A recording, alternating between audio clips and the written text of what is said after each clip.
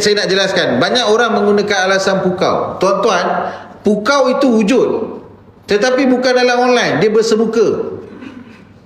Dalam online tak ada pukau, tuan-tuan.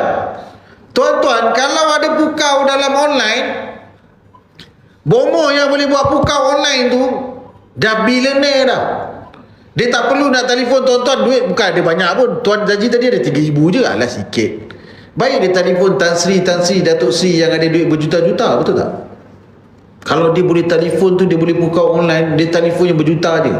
Saya tanya dalam masjid ni je, yang duit tak berapa nak ada, pernah tak terima call pada scammer? Pernah kan? Saya pun pernah, saya tak ada duit pun. That's why scammer dia tak boleh pukau online. Online tak boleh pukau.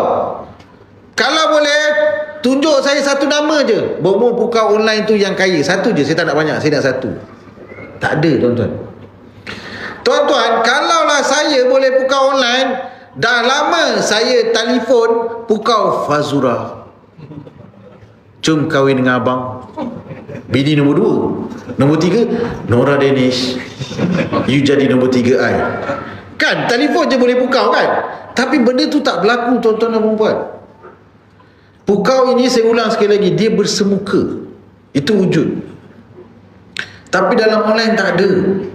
Minta maaf, orang kita dia susah nak terima hakikat, dia kena tipu. That's why dia menggunakan alasan pukau.